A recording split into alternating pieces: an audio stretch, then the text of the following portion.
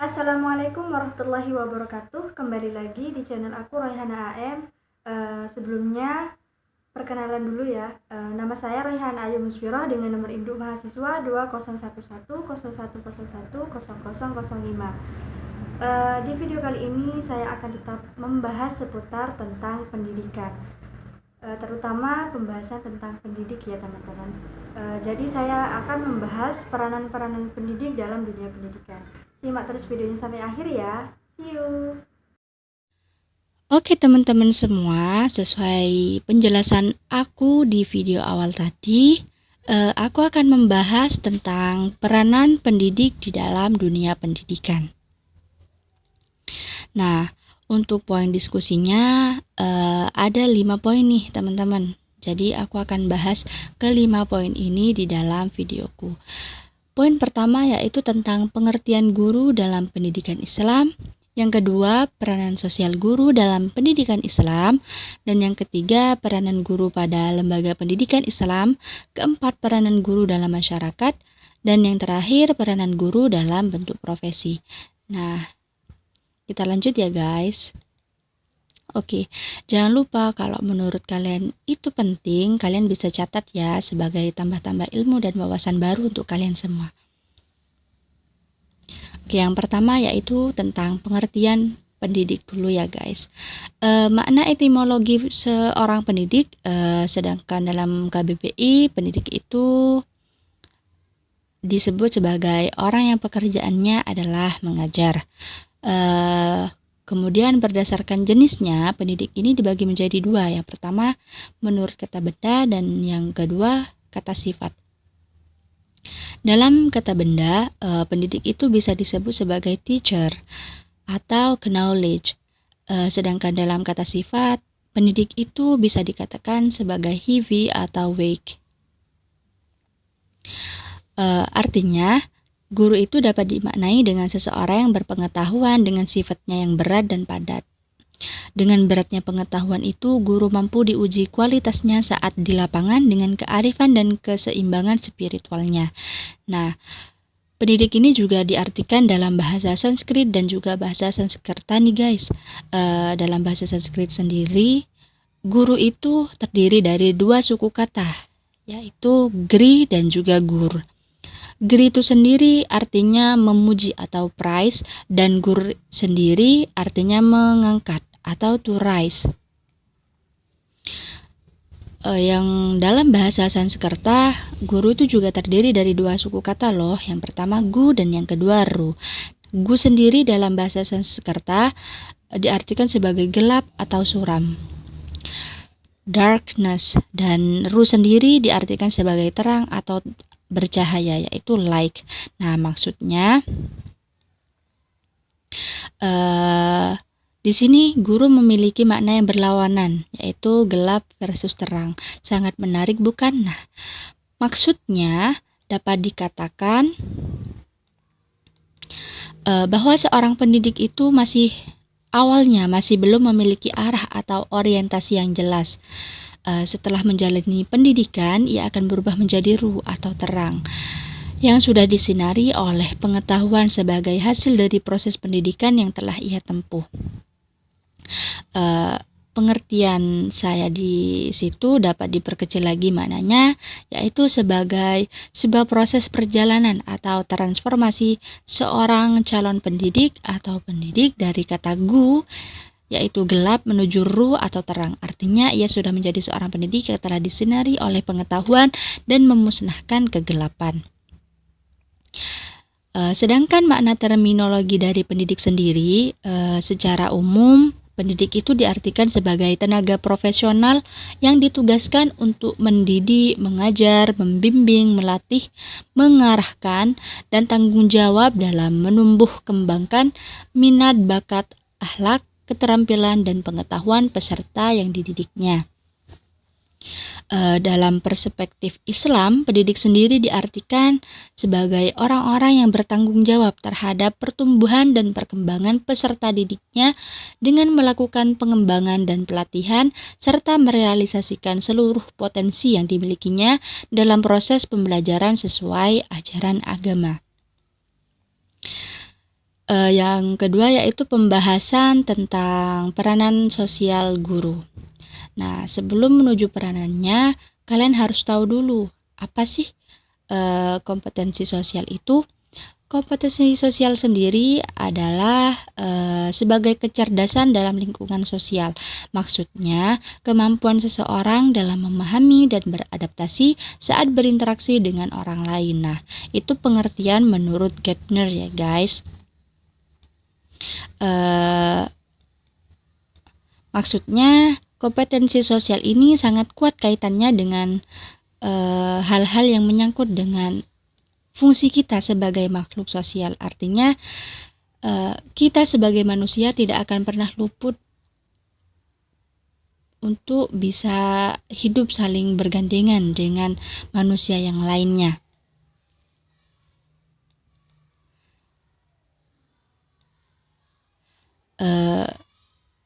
Kompetensi sosial ini sangat erat kaitannya dengan pendidik dalam berinteraksi, berkomunikasi, serta berempati terhadap masyarakat dan lingkungannya. Dalam kompetensi sosial, dalam perspektif Islam, kompetensi sosial keislaman seorang pendidik itu ditentukan berdasarkan sikap kepeduliannya terhadap masalah-masalah sosial Islam.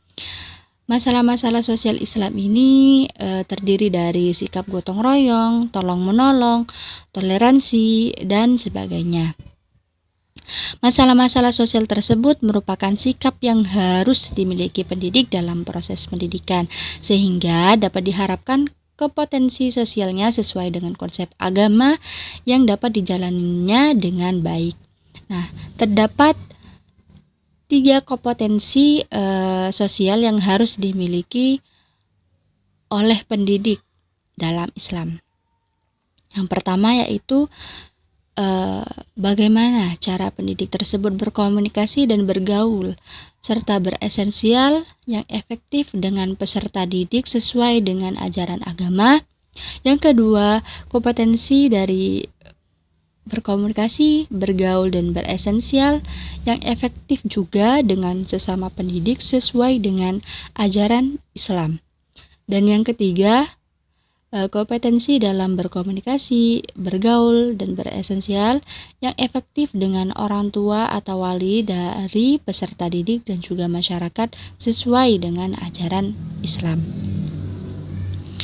Pembahasan selanjutnya yaitu pendidikan dalam lembaga pendidikan Islam.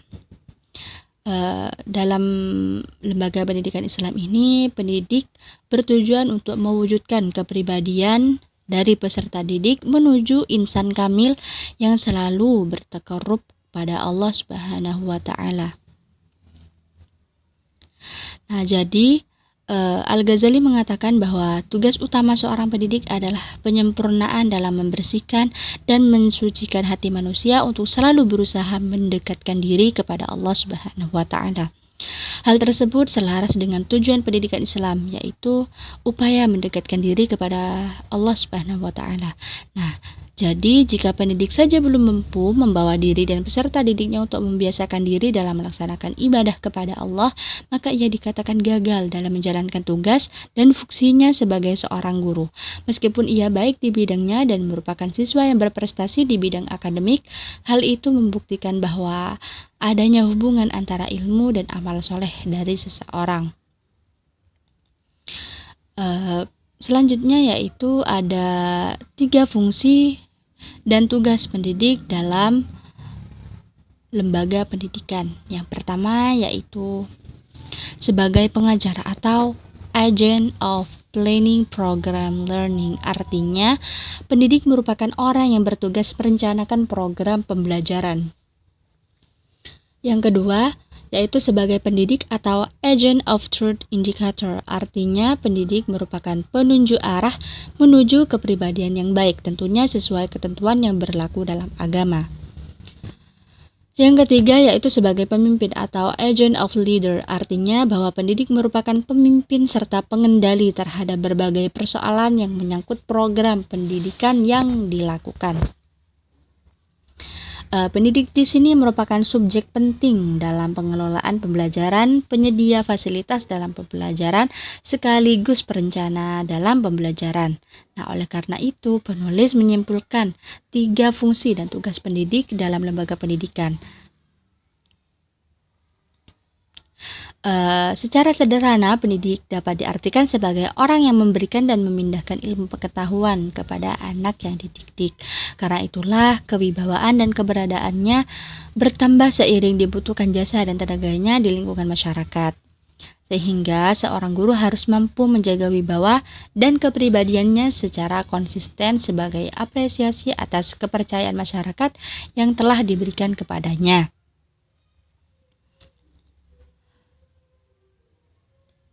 Yang keempat yaitu peranan pendidik di dalam lembaga masyarakat.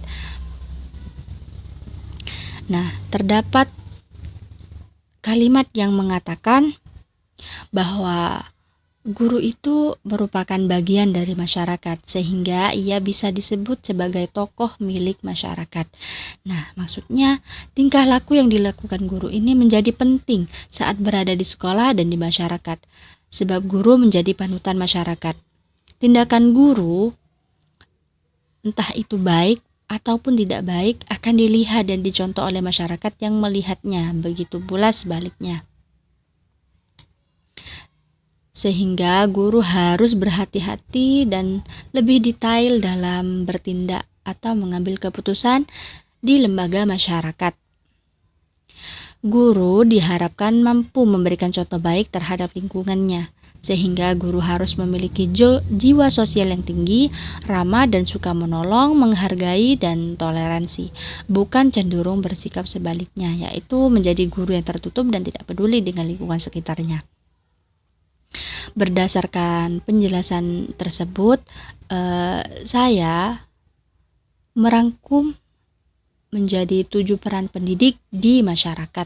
Yang pertama, mengetahui adat istiadat yang berlaku di lingkungan masyarakat tersebut, baik sifatnya sosial maupun agama.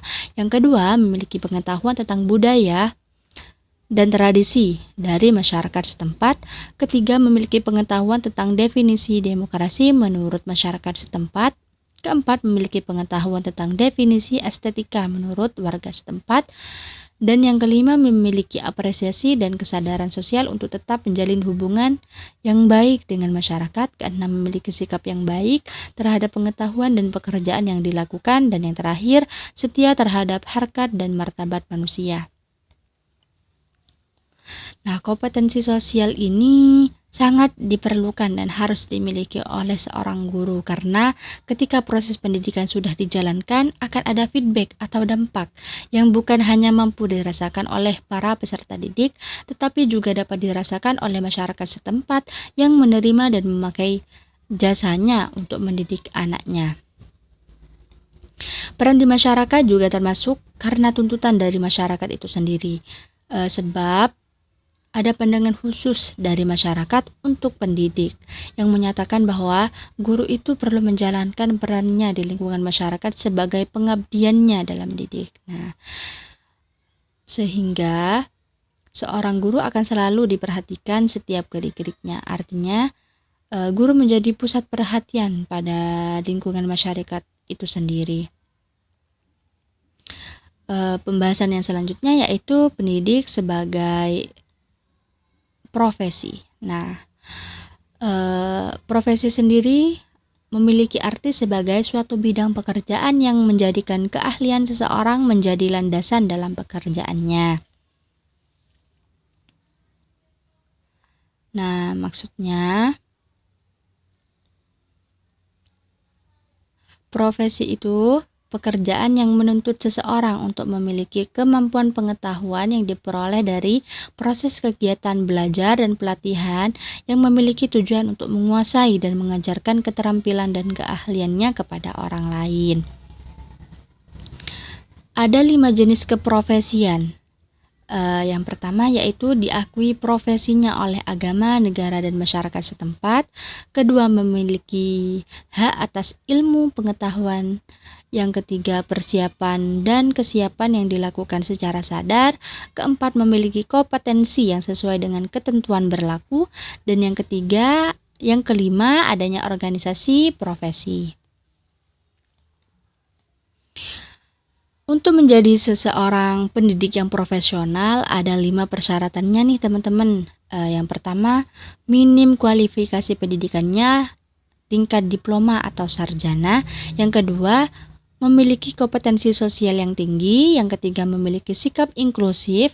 Yang keempat, menjunjung tinggi nilai-nilai keagamaan, adat dan budaya. Dan yang kelima, berakhlak mulia dan menjadi suri tauladan bagi masyarakat setempat dan juga lingkungan ia dalam mengajar.